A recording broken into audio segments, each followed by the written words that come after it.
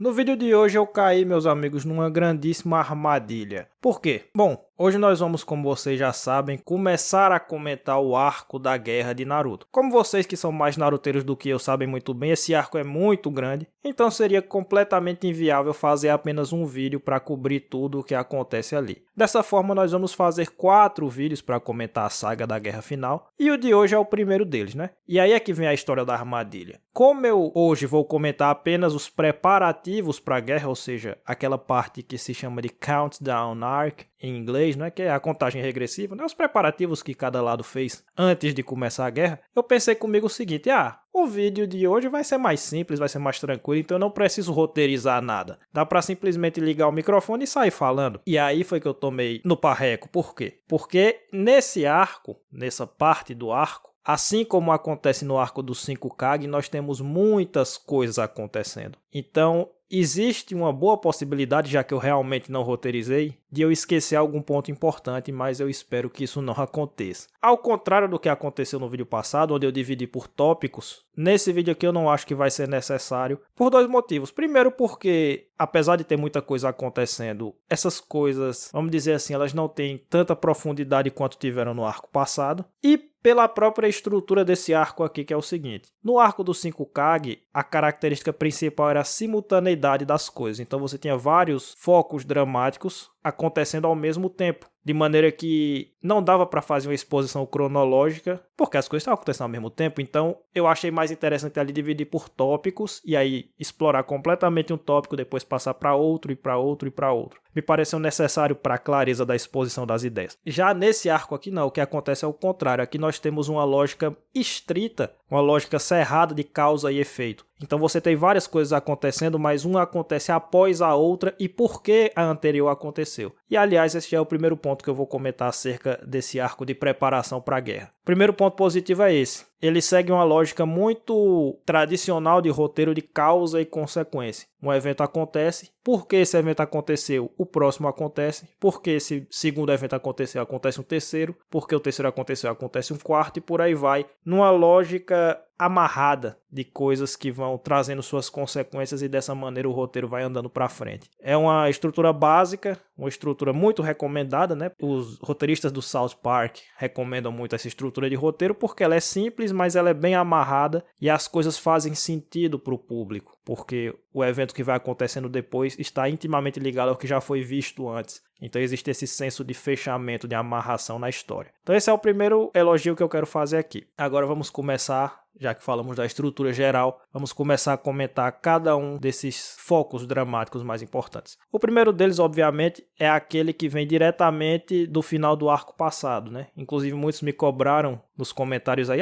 por que você não comentou sobre o encontro do Naruto com o Sasuke? E eu disse assim, porque no site que eu estou usando como divisão, esse encontro do Naruto com o Sasuke, com o Kakashi, com a Sakura, ou seja, o reencontro do time 7, faz parte desse arco de agora e não do arco dos 5 Kage. Então é por isso que eu estou comentando agora e não no vídeo passado. E esse encontro ele é muito interessante, apesar de, em termos de personagem, não ter nada de muito novo em relação ao que a gente já conhecia. Basicamente são os 4 personagens do time 7 reafirmando seus próprios valores que já foram estabelecidos ao longo dessa obra, uma vez mais. Porém, eu tenho um comentário a fazer, que eu julgo pertinente, sobre cada um dos membros do time 7, né? A Sakura, o Sasuke e o Naruto. O Kakashi não tenho nada a comentar, não. Sobre a Sakura, eu queria falar só o seguinte. É muito interessante ver que esse arco me deu razão acerca da personagem. Porque no vídeo passado, quem acompanhou, viu que eu meio que descasquei a personagem. Eu falei que ela não amadurecia, que ela ainda era que ela ainda tinha uma cabeça de adolescente, que de todo o pessoal lá da geração dela, ela foi a única que ficou parada em termos de desenvolvimento, que ela é imatura, enfim, eu falei tudo isso. A maioria de vocês concordou comigo porque convenhamos que a Sakura não é tão querida assim no meio da fandom de Naruto. Mas ela tem os seus fãs e alguns deles vieram nos comentários e começaram a falar um monte de coisa, que eu tava errado, que eu não sei o que eu tinha lido errado, que eu tinha lido com a bunda, que eu era machista, sei lá, falaram um monte de coisa aí. E é muito interessante perceber que a própria Sakura me deu razão razão capítulos depois, porque o que a gente vê aqui dela nesse momento é que, primeiro,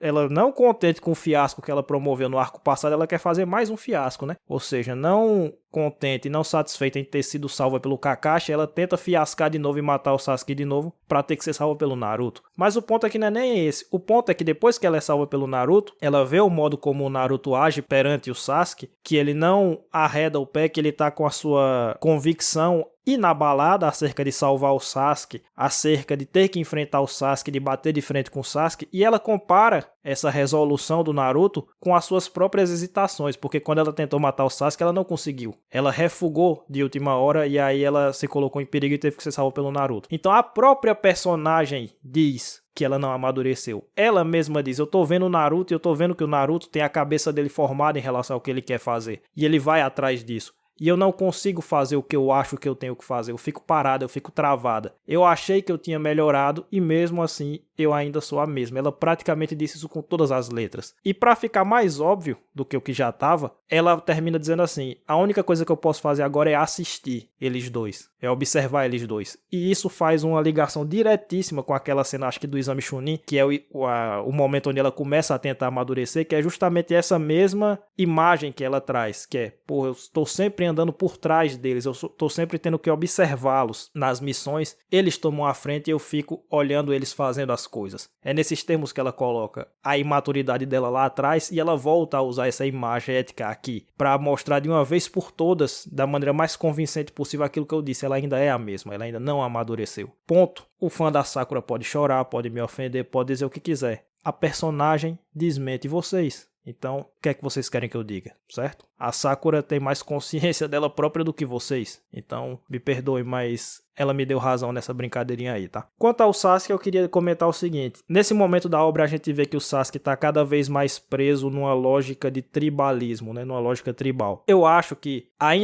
eu vou ter a oportunidade de comentar uma coisa que eu quero comentar já há um tempo, que é outro daqueles mitos que eu vou tentar desafiar aqui acerca do que se fala sobre Naruto. Eu não vou dizer qual é o mito agora, assim como eu já desafiei o mito de que Naruto traiu sua própria filosofia, Naruto era sobre esforço contra talento. Vocês sabem, vocês que estão acompanhando a série sabem que eu já desafiei vários mitos que são ditos sobre Naruto aqui, e tem mais um que eu quero desafiar, mas eu não vou fazer isso agora e nem vou dizer o que é, porque eu quero que vocês fiquem se roendo aí de curiosidade. Mas tem a ver com isso que eu vou falar agora e eu acho que em vídeos futuros eu vou ter a oportunidade de falar melhor. Mas nesse momento a gente percebe que o Sasuke está cada vez mais fechado numa lógica tribal, né? Numa lógica de clã mesmo. Ou seja, ele é um Uchiha, ele valoriza os Uchiha e ele basicamente se coloca contra todos os outros que não são Uchiha. Então o valor supremo do Sasuke nesse momento é, se é Uchiha é bom, se não é Uchiha tem que ser destruído. Ou pelo menos se ele acha que se colocou como inimigo do Uchiha de alguma maneira, né, do clã Uchiha, tem que ser destruído. Então ele tá numa lógica cada vez mais tribal, cada vez mais grupal, e a gente vê isso no modo como ele se refere ao Kakashi, por exemplo, né? Logo no início ele diz, o Sharingan é uma prova de que você é um Uchiha, e você, Kakashi, não é Uchiha, então tira esse olho, né? Você não é digno desse olho. Ou então quando ele ataca o Kakashi se defende usando o Kamui e ele diz, agradeça pelo poder dos Uchiha que salvou sua vida. Eu faço notar que por essa lógica foi o poder dos Uchiha que botou a vida dele em perigo em primeiro lugar, né? Porque você atacou ele com o Susanoo. Mas tudo bem, vamos deixar isso pra lá porque o nosso menino Sasuke não tá batendo muito bem da cabeça e eu não vou exigir que ele pense logicamente aqui. Mas o ponto é esse, o Sasuke está cada vez mais afundado nessa lógica do clã, na lógica do grupo, na afinidade daquele pequeno grupo que se coloca contra o mundo, né? E claro, existe alguma razão para ele ter esse pensamento, eu não estou nem demonizando o personagem aqui, mas é interessante de ver que ele abandonou qualquer tipo de laço, qualquer tipo de ligação com a comunidade maior que ele tinha antes, que era a Vila da Folha, e agora ele só pensa em termos de sangue, de linhagem, de tribo, de clã. E sobre o Naruto, que tem tudo a ver com isso também, o Naruto obviamente rejeita essas coisas, né, porque toda essa temática das ligações é colocada desde a época lá do último arco do clássico, né, que o Sasuke diz que ele quer romper com as ligações, ele quer quebrar qualquer elo que ele tenha com os outros, porque ele tem que se vingar. Na época se vingar do Itachi, agora se vingar de todos os outros que fizeram mal ao Itachi, e o Naruto rejeita essas coisas, obviamente, mas tem uma fala do Naruto que eu achei muito interessante, uma das falas mais interessantes de todo o mangá, aliás, que é o seguinte, Tem um momento no qual o Naruto falou assim: ó Sasuke, se você lutar comigo, se nós lutarmos um contra o outro, nós vamos morrer, porque a nossa luta vai ter que ser até o fim. E aí vem a fala que eu gosto, que é o que ele diz assim: e aí, quando nós morrermos, você não vai ser mais um Uchiha e eu não vou ser mais uma Jinchuriki das 9 caudas. E aí nós vamos poder nos encontrar no além, na vida para além da morte. E por que é que eu gosto dessa fala? Porque ela é uma fala insensata, óbvio. O cara tá dizendo, vamos lutar até a morte, e aí quando a gente morrer a gente vai... Enfim. Mas apesar dela ser uma fala insensata, ela é uma fala que ela sai do fundo do coração do personagem, porque ele meio que entende isso que eu falei, porque o Sasuke nesse momento ele tá muito ligado à questão do sangue, do clã Uchiha. E o Naruto nunca deixou de considerar o Sasuke um amigo dele. Mesmo com tudo que o Sasuke disse, mesmo com o Sasuke dizendo que quer matá-lo, que quer destruir Konoha, o Naruto ainda considera o Sasuke um amigo, porque ele tá vendo a relação deles dois de uma maneira mais profunda, ele tá vendo uma comunhão espiritual dele com o Sasuke. Só que essa comunhão espiritual profunda, ela tá sendo impedida pelas questões mundanas, leia-se, pelo fato do Sasuke estar apegado a coisas materiais, a ligação de clã, de sangue. Então é como se o Naruto estivesse dizendo assim, nós somos amigos. O Sasuke de verdade que existe aí e o Naruto de verdade que existe aqui são amigos. Nós temos essa ligação atávica, essa ligação que não pode ser desfeita. Só que nesse momento você, Sasuke, não está percebendo isso porque você está cego por essa coisa de sangue e de clã Uchiha. E é por isso que ele diz, no outro mundo, a gente vai lutar aqui e vai morrer, e no outro mundo você não é mais um Uchiha. Então, esse obstáculo que nesse momento está cegando a sua visão, que nesse momento está fechando os seus olhos para quem você é de verdade, porque você está muito, como a gente diz aqui no Nordeste, muito enzonado, muito obcecado com essa coisa de fazer parte daquele clã. E aliás, o próprio Kakashi diz isso para ele, que ele é mais do que só um Uchiha. No mundo, na vida depois da vida, não existe isso. Não existem essas ligações. Então você não é mais um Uchiha, você é você. Você é você na sua essência, na sua alma, no seu âmago. E eu também não sou mais Jinchuriki de 9 caudas. Eu também não tenho nenhuma ligação com essa política desse mundo, com o fato de eu ser uma arma de guerra, de as pessoas estarem querendo me sequestrar, de eu ter que defender vila, disso, daquilo. Não, eu sou eu. Eu sou o Naruto na essência. E o Naruto na essência e o Sasuke na essência são e sempre vão ser amigos. Então essa fala, esse simples quadro carrega todo esse significado de uma fala insensata do Naruto, sim, que está planejando não, mas que quase está louvando ali uma batalha até a morte com o Sasuke, mas ele está quase louvando essa morte deles dois porque ele está vendo que essa é uma maneira deles se libertarem das vicissitudes desse mundo que os impedem de ter a relação que eles deveriam ter um com o outro,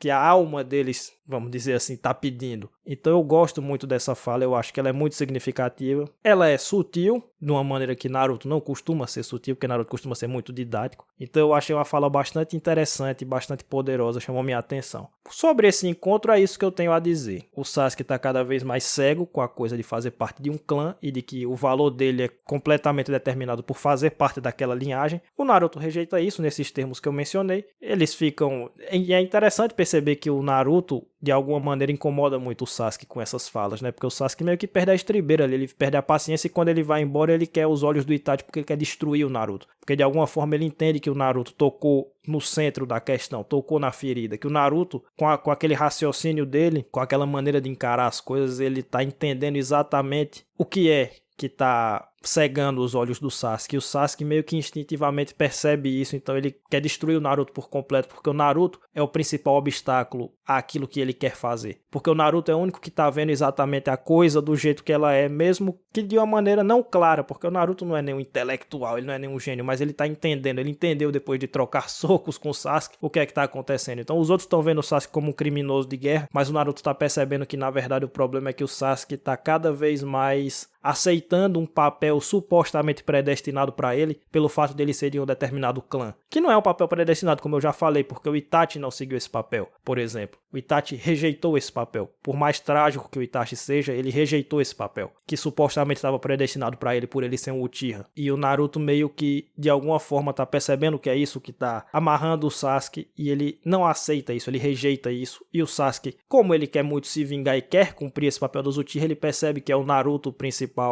inimigo dele nesse momento, que é aquele que está ofendendo, vamos dizer assim, a própria condição existencial que o Sasuke vive nesse exato momento. Então, eu gosto dessa cena, eu acho que é uma cena que diz muito com pouco, é um quadro só, essas coisas não são explicadas abertamente, é deixada para interpretação e eu gosto quando o autor faz isso, tá tudo lá, mas você tem que interpretar, não tá nada esfregado na sua cara. Beleza, então ficou marcada a porrada pro final da escola, né? O Sasuke disse que vai matar o Naruto primeiro, o Naruto disse pode vir e a gente vai trocar soco depois que o sinal tocar na última aula. Então o Naruto vai buscar um treinamento para controlar o seu poder da Raposa das Nove Caudas, que aí vai em contraposição àquela fala do Yamato lá no arco da Ponte Tente, porque o Yamato disse, você se permitiu ser dominado pelo poder da raposa e isso colocou em risco os seus próprios amigos. Então não use esse poder mais. E ali pareceu um bom conselho, mas o problema é que agora o Naruto está percebendo que não tem como ignorar esse poder. Ou você controla esse poder ou você é controlado por ele. Porque na luta contra o Pain ele viu isso, né? Quando a Hinata estava em perigo, ele recorreu ao poder da raposa para obliterar o Pain. Então é um poder que não pode ser ignorado. Você não pode simplesmente viver como se ele não existisse. Aquela coisa, o Naruto na vida depois da vida ele não vai ser uma Jinchuriki da Kurama, mas aqui ele é, nesse mundo ele é. E se nesse mundo ele é, ele tem que encarar essa questão, ele não pode fugir dela. Então ou ele domina esse poder ou ele é dominado por esse poder, não tem uma terceira alternativa. Então vamos dominar esse poder. E aí é que vem aquele treinamento, o treinamento interno, né? Demorou um pouquinho pra Naruto ter esse treinamento, né? Porque é uma coisa bem oriental, bem de religiões orientais e de cosmovisão oriental, né? Do homem que se domina a si mesmo, pra depois tentar dominar o que estiver fora dele, né? O mundo externo. E os treinamentos de Bleach são todos assim, né? É o Bleach se conhecendo a si mesmo e isso se revertendo em força pra ele dentro do mangá shonen. E aqui chegou a vez do Naruto. E eu acho muito interessante porque isso se liga com a temática do confronto que ele vai ter com o Sasuke. Porque, veja bem, se o Sasuke representa a ideia de vingança nesse combate, e o Naruto representa a antítese da ideia de vingança, nada mais natural do que o Naruto se limpar dessa ideia de vingança, limpar o seu coração das trevas que ainda existem ali. E o Dark Naruto, né, o Naruto das trevas, ele vem com uma conversa de ressentimento e de vingança. Esses caras menosprezavam você, esses caras faziam um pouco de você e agora você é o herói, agora eles querem autógrafo, eles querem dizer que você é modelo, e agora eles querem esquecer tudo que fizeram com você quando você estava por baixo e tal. E é esse tipo de coisa que o Naruto tem que superar, porque é desse tipo de coisa que a Kurama se alimenta, né? É dessa obscuridade do coração do Naruto que tá ali escondida que a Kurama se alimenta. Então, para controlar o poder da Raposa das Nove Caudas, ele tem que primeiro controlar e eliminar essas trevas do coração dele. Mas isso também tem a ver, como eu disse, com o confronto que ele vai ter com o Sasuke, porque se ele quer eliminar essa lógica de vingança no Sasuke, ele tem que primeiro eliminar em si mesmo, porque obviamente ele não pode fornecer aos outros o que ele não tem para si. Então isso se liga tematicamente com a luta que ficou marcada entre ele e o Sasuke antes, né? Então eu acho interessante isso. E a história do Killer Bee se liga diretamente a isso, porque é com a história do Killer Bee que o Naruto meio que tem um insight necessário para ele conseguir acreditar em si mesmo e, consequentemente, abandonar todos os pensamentos de ressentimento que estão querendo dominar o coração dele. A história do Killer Bee é interessante nesse sentido porque ela também tem a ver com vingança. Porque aquele cara, né, o Motoi, de alguma forma a relação do Motoi com o Killer Bee é evidentemente a relação que o Naruto teve com a sociedade da Vila da Folha, né? Que ele é perigoso, ele é uma arma de destruição em massa, não sei o que. O demônio que tá dentro dele matou meu pai, destruiu a vila, etc, etc. Então eu vou me vingar dele. Ou então eu não o aceito. Essa mesma relação que tá presente na história do Killer Bee, essa coisa óbvia. Mas indo um pouco além, é também um pouco a relação que vai ter entre o Naruto e o Sasuke, porque o Motoi tem com relação ao Killer Bee, durante um tempo, o sentimento de vingança. Assim como o Sasuke tem o sentimento de vingança contra a Vila da Folha. A lição que o Naruto aprendeu ouvindo a história do Killer Bee tem um paralelo direto com a relação dele, Naruto, com a sociedade que o circunda, mas tem uma ligação indireta com a relação que ele, Naruto, vai ter com o Sasuke, porque é uma história que tem a ver com vingança também. Porque o Motoi não era só um cara ressentido contra o Killer Bee, ele queria matar o Killer Bee. Ele queria se vingar do Killer Bee porque a Biju do Killer Bee matou o pai dele. Então isso tem tudo a ver com o Sasuke, né? Que coloca a Vila da Folha como sendo responsável pela morte do Itachi. Então, de alguma forma essas coisas estão todas ligadas. O treinamento que o Naruto passa tem a ver com dominar a Raposa das Nove Caudas, para não ser dominado por ela, mas, repito, tem tudo a ver com a batalha final que ele vai ter com o Sasuke, porque o Naruto agora representa a anti-vingança, enquanto que o Sasuke representa a vingança. Ele é o vingador, como disse o Tobi, como já tinha dito o Orochimaru lá no arco do Exame Chunin. O Sasuke é um vingador, e o Naruto vai representar a antítese dessa lógica. Então, essa história do Killer Bee tem uma ligação direta com a lição que o Naruto tem que aprender naquele momento, mas tem uma ligação indireta com a lição que o Naruto tem que aprender para confrontar o Sasuke. E é por causa disso, aliás, que o Naruto diz que só ele pode confrontar o Sasuke. Só ser forte não é o suficiente para confrontar o Sasuke. Ele diz isso com todas as letras. Por quê? Porque só o Naruto naquele mundo se representa existencialmente uma negação da lógica que está dominando o coração do Sasuke naquele momento. Então não basta apenas matar o Sasuke. É preciso negar a lógica, vamos dizer assim, da vingança, que supostamente é a maldição dos Uchiha. Então, todas essas coisas estão aí. Estruturalmente, o que eu gosto dessa questão do Killer Bee é que é bem rapidinho, né? Estruturado como se fosse um one-shot. Dava para formatar a história do Killer Bee e do Motoi como se fosse um one-shot. E ela está tematicamente ligada a tudo que o Naruto passa e vai passar no futuro. Então, gosto desse. E funciona enquanto um flashback, né? Um flashback é emocionante. O personagem do Killer Bee é muito legal. E ele representa valores muito interessantes que são levantados aqui nesse flashback, né? E aí começa o treinamento, obviamente, do Naruto, efetivamente para pegar o chakra da Kurama sem pegar a vontade da Kurama, né? A vingança e a vontade de matar que a raposa de 9 caudas tem. E no meio desse processo, obviamente, a mãe do Naruto aparece para ajudá-lo. E isso nos leva ao flashback da mãe do Naruto com o pai do Naruto. Primeiro que isso nos leva a uma cena emocionante, né, do encontro do Naruto com sua mãe pela primeira vez. Mas isso também nos leva a entender a história do Minato e da Kushina, que é engraçado. Quando eu falei de Bleach, que eu comentei sobre o flashback do pai e da mãe do Ichigo, a galera disse, não, são duas mães que são muito bem escritas, né? É rápido, a participação delas no mangá é bem rapidinha, mas são duas mães bem escritas e eu concordo que a história e a história do Minato e da Kushina tem essa coisa que eu falei também do Killer Bee, ela poderia ser formatada em um one shot, um mangá de um capítulo um pouquinho mais longo, mas que dá uma história bem redondinha, que mostra como eles se conheceram, como o Minato conquistou a Kushina, como era a relação deles e como eles tiveram que tragicamente se sacrificar, porém, tragicamente, só que com esperanças de que o Naruto seria o menino da profecia, aquela história lá do Jiraiya de novo, né? O Jiraiya é um personagem central desse mangá. Então, de que o Naruto seria aquele que traria a paz, que traria uma nova ordem pro mundo shinobi. Então é um sacrifício trágico, porque obviamente o menino ficou órfão e ficou com o demônio preso dentro dele, mas é também um sacrifício cheio de esperanças no futuro e na potencialidade daquele garoto. E obviamente novamente tem ligação temática porque essa coisa da Kushina ajuda o Naruto a superar de uma vez por todas as trevas do seu coração, porque ali o Dark Naruto tá querendo aparecer de novo, né? Quando ele começa a absorver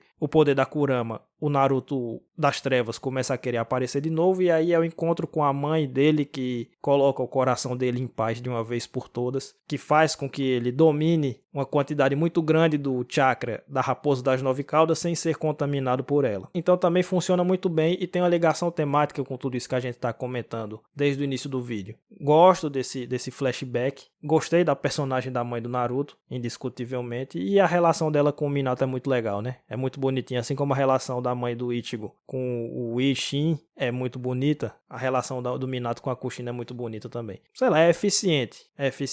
E aí, depois disso, dominado o poder da raposa das 9 caudas, o Naruto consegue perceber, e veja aquilo que eu falei, do causa e consequência, né? Como o Naruto começou a dominar o poder da raposa das 9 caudas, ele adquire uma habilidade de sentir o ódio das outras pessoas, dos outros seres, e aí é ele que descobre a farsa do Kisame, né? Que o Kisame não tinha sido realmente morto pelo Killer Bee e pelo Raikage, que ele estava se escondendo dentro da espada, e aí começa toda aquela história, todo aquele enredo da nova luta contra o Kisame. Que eu vou ser sincero com vocês, durante um tempo eu pensei que era uma coisa que não tinha muita função. Por que o Kisame simplesmente não morreu lá? Por que não era ele lá e pronto? O que é que essa nova luta acrescenta à história de Naruto? Mas eu vou ser menos chato com essa luta pelo motivo seguinte, porque eu acho que ela tem alguns méritos interessantes. Nada de outro mundo, mas os méritos interessantes. Primeiro porque ela dá uma valorizada no Gai, né? O Gai já tinha um tempinho que não era valorizado nesse mangá, e aqui ele tem uma luta rápida, simples, nada demais, porém ele se valoriza, né? Ele mostra muita força, mostra muito poder. Então eu gosto disso. Ela também serve dentro dessa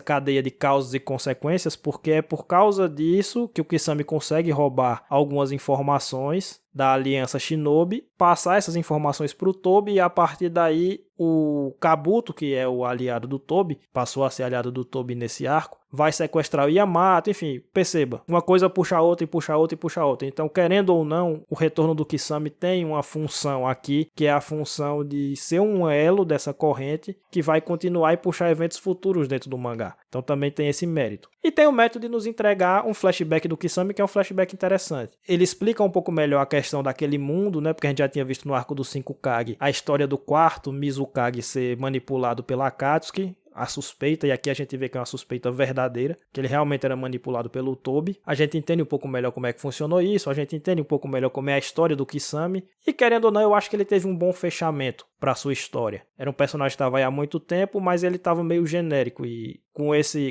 essa nova luta foi dado um contexto maior para o personagem, quem ele era, de onde ele veio, qual era a história dele, e a morte dele foi uma morte honrosa. Então, sei lá, não vou dizer que era estritamente necessário que tivesse essa luta, eu acho que ele poderia muito bem ter sido ele mesmo morrendo lá no arco do 5 Kage, mas eu não vou pegar muito no pé porque eu acho que alguns pequenos méritos existem aí, então alguma justificativa para ter sido feito dessa maneira existe, tá? Então beleza. E aí depois disso, como eu disse, a informação que o Kisame passou pro Tobi e pro Kabuto fez com que o Kabuto fosse lá na ilha onde o Naruto estava isolado para sequestrar o Yamato, porque o Yamato, tendo as células do Hashirama, poderia fortalecer o exército dos White Zetsu, né? O Zetsu branco. E aí a gente já começa a entender o mistério do Zetsu, entendendo o que é o Zetsu branco, finalmente. E bom, sei lá, quanto a essa parte aí, eu vou dizer assim, o Deidara voltou, deu mais o ar da graça aí pra quem gosta dele. Eu não vou falar da questão do Edo Tensei agora. O Edo Tensei é uma coisa que eu vou comentar um pouco mais no vídeo futuro. No vídeo próximo, eu acho. Que, aliás, eu espero que saia essa semana. Então eu não vou comentar muita coisa acerca do Edo Tensei. Vou dizer apenas que o Deidara teve uma lutinha lá ok, uma lutinha interessante. Vou dizer que o Kabuto... Vocês me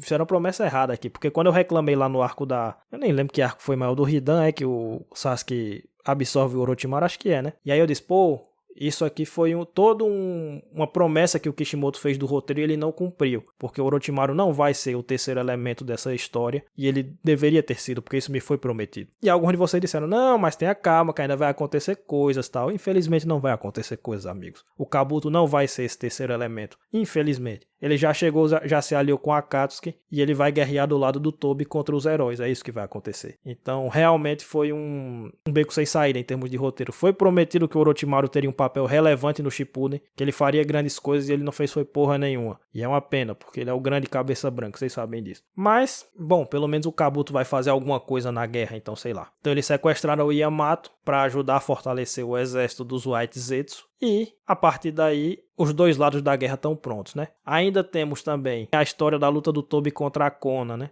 Que a Kona era o único personagem da Akatsuki que não tinha lutado ainda, junto com o Zetsu. Mas o Zetsu já foi dito abertamente que ele não tá lá por causa das habilidades dele de luta, ele tá lá por outras coisas, né? Agora a Kona não tinha feito nada além de ficar na aba do Nagato o tempo inteiro. E aqui ela tem uma luta rapidinha, que enquanto luta não quer dizer muita coisa, mas o fato é que ela teria matado o Tobi se ele não tivesse apelado pro Izanagi, e isso é uma grande coisa. E também traz um flashback, que é um bonito flashback. Eu acho que esse arco ele se caracteriza por... Eu acho que tem duas características principais desse arco que eu gosto. A primeira é essa lógica de causa e consequência, que eu acho bem feita, uma coisa vem puxando a outra de maneira coerente. E a segunda é que vários flashbackzinhos são colocados aqui no formato que poderia encaixar em one-shots. Então você tem toda a história do Killer Bee contada rapidamente de maneira eficiente. Você tem toda a história do Minato com a Kushina contada de maneira eficiente, do início até a morte deles. E você tem, não o flashback inteiro, claro, do Nagato com a Kona, etc. Mas você tem uma parte desse flashback contada ali de uma maneira que poderia ser contada num one-shot também. Então você tem um aprofundamento de personagens que a gente já conhecia, feito de uma maneira rápida, simples, porém eficaz. E eu acho que isso dá uma variada boa nos eventos que acontecem, né? É um trecho que tem uma boa variedade de acontecimentos, porque além de ter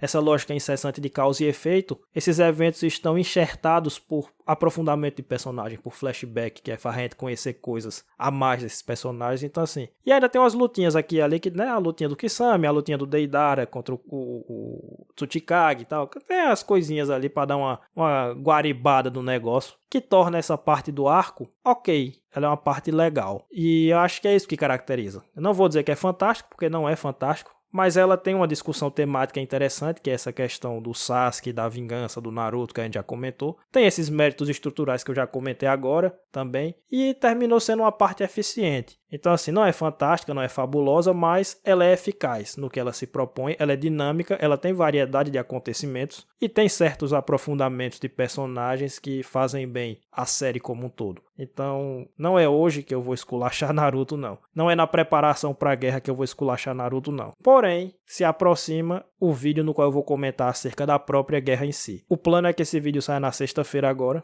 A gente sabe, vocês sabem como é que o canal tá uma desgraça. Eu quero muito cumprir esse cronograma porque tem alguns vídeos que eu tenho que fazer antes de virar o ano, porque no ano que vem, vocês sabem, a gente vai focar em One Piece e Jujutsu Kaisen, então algumas coisas têm que ser feitas antes de virar o ano, então eu tenho que organizar essa programação até lá. Acho que eu vou tentar fazer o dia dos vídeos agora ser quinta-feira, porque eu acho que eu produzo mais na quinta do que... Na quinta não, eu produzo mais soltando vídeos na quinta do que outros dias. Mas enquanto eu não organizar a programação, vai sair em dias variados, tá? Então esse vai sair na segunda. O plano é que o próximo de Naruto já saia na sexta, e a partir daí a gente vai tocando em frente, beleza? Por hoje é só. Preparação do arco é interessante, é legal. É bem estruturada, bem amarrada, tem bons flashbacks, tem bons aprofundamentos, boas discussões temáticas, não tem nenhum grande erro. Tem algumas coisinhas aqui que você acha que eu acho que poderiam ser tiradas e tal, mas que no fundo não prejudicam não. Não é hoje ainda que eu vou esculachar o Kishimoto, mas a guerra está se aproximando. Quem sabe o que é que virá daí, certo, senhores? Por hoje é só. Muito obrigado. Até sexta-feira, eu espero. Valeu.